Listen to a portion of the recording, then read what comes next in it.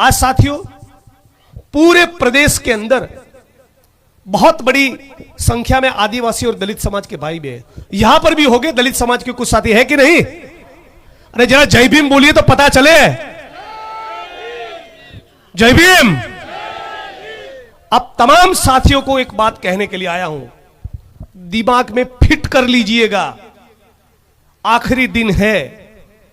ये भाजपा के लोग डॉक्टर भीमराव बाबा साहब अंबेडकर से नफरत करते हैं। ये भाजपा के लोग भारत के संविधान को बिल्कुल पसंद करते नहीं। 3 साल पहले इन भाजपा के लोगों ने दिल्ली की सड़कों पर डॉक्टर भीमराव बाबा साहब अंबेडकर के हाथों लिखा हुआ संविधान को जलाया। और अब आप थोड़ा भी भटके गए, 2-5 हजार वोट इधर उधर गए, तो नतीजा क्या होगा? वही भाजपा को मजबूत करेंगे जो आपका सत्यानाश करना चाहती है। उसी भाजपा को आप मजबूत करेंगे जो संविधान को खत्म करना चाहते हैं। उसी भाजपा को आप मजबूत करेंगे जिनको संविधान के लिए कोई सम्मान नहीं है, जो बाबा साहब अंबेडकर का तिरस्कार करते हैं। इसलिए आप तमाम साथियों को कहना चाहता हूं, मानो कि जिग्नेश मेवाणी ने यहां पर्चा भरा हो, और कैसे आप काम पे लगेंगे, कैसे जय भीम का नारा बोलकर घर घर जाएंगे, ढाणी ढाणी जाएंगे, उसी प्रकार से बिश्नोई समाज के मेरे बड़े भाई को आपको जिताना होगा, वरना मैं शर्मिंदा होगा। इस बात के लिए आया हूं।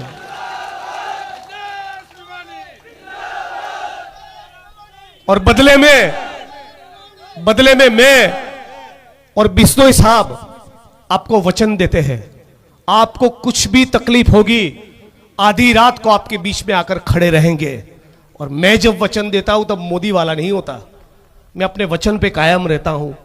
करोड़ों के अरबों के ऑफर गुजरात में हम लोगों को किए, लेकिन अपने ईमान से 1 इंच भी डिगा नहीं, तभी तो जय भीम बोल पाता हूं।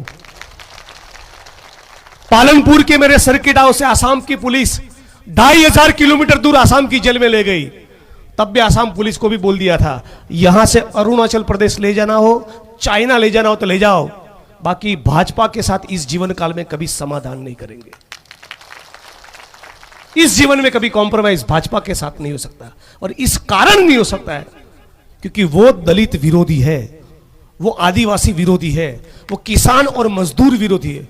उनको केवल बड़े बड़े पूंजीपतियों से प्यार है।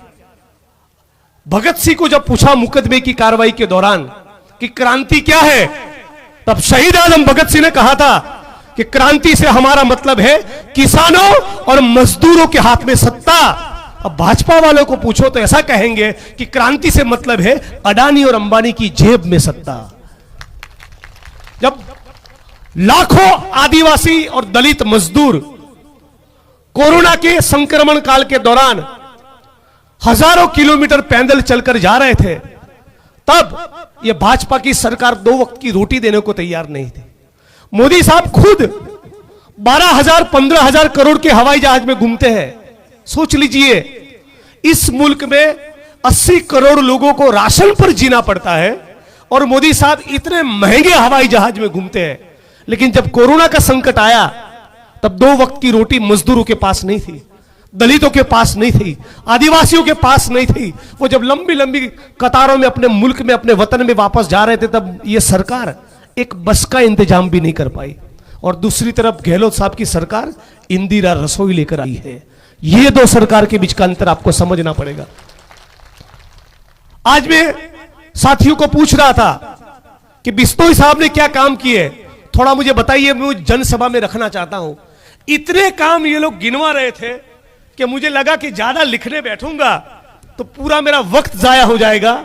लेकिन ये चिट्ठी मुझे दी है, 4 एसडीओ ऑफिस पूरे विस्तार में खोले हैं, 2 तहसील, एक पंचायत समिति, 1350 करोड़ के पीने पानी की योजना, 750 किलोमीटर लंबी सड़कें, एससी के लिए अंबेडकर छात्रावास, एससी के लिए 15 बीघा भूमि का आवंटन, 15 नए अस्पताल, हर पंचायत में अंग्रेजी स्कूलें और 50 से ज्यादा स्कूलों का अपग्रेडेशन पूरे प्रदेश में सबसे ज्यादा कहीं पे हुआ है तो बिश्नोई साहब के प्रयासों के कारण हुआ है।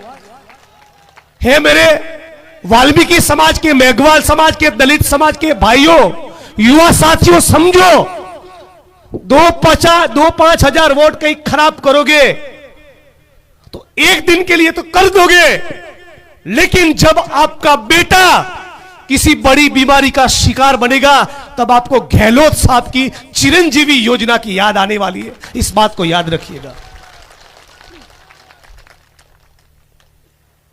ऊंचा हो या नीचा हो, काला हो या गोरा हो, दलित हो या सवर्ण हो, हिंदू हो या मुसलमान हो, पैसे वाला हो या गरीब हो, राजस्थान के किसी भी अस्पताल में जाओ और 25 लाख तक का बिल राजस्थान की सरकार भरती है। 1 करोड़ लोगों का बिजली का बिल मुफ्त हो गया। 90 लाख लोगों को मनरेगा योजना का काम मिला।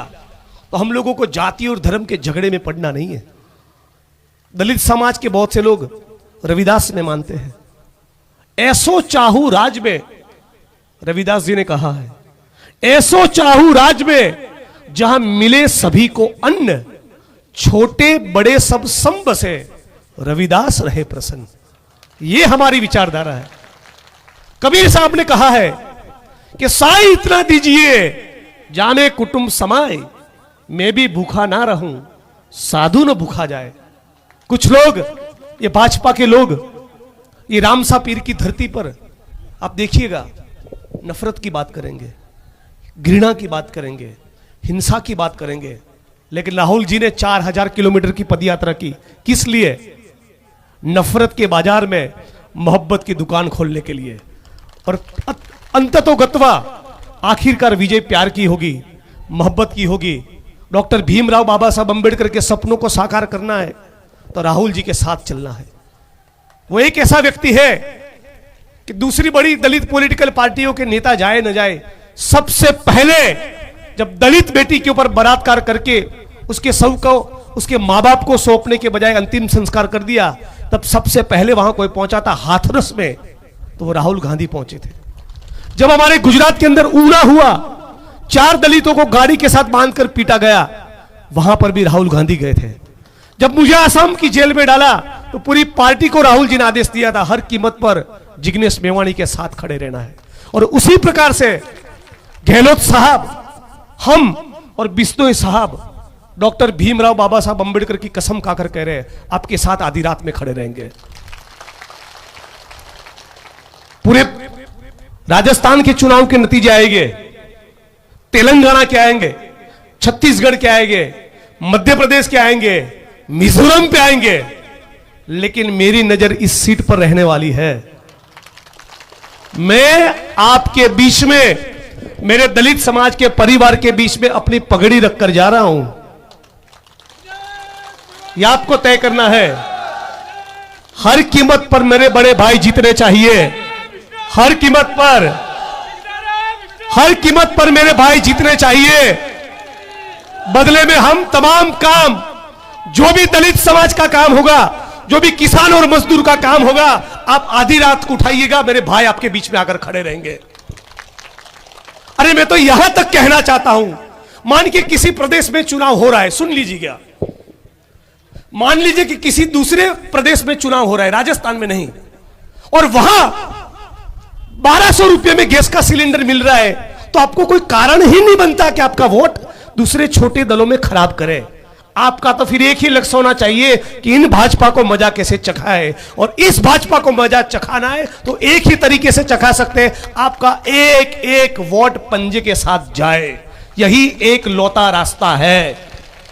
फिर बाद में पछताने का कोई मतलब नहीं। जोश में आकर थोड़े बिखर गए 2-5 हजार वोट और फिर कुछ गड़बड़ी हो गई तो जो दलितों को ठोकते हैं ना, फिर वही सत्ता में आएंगे।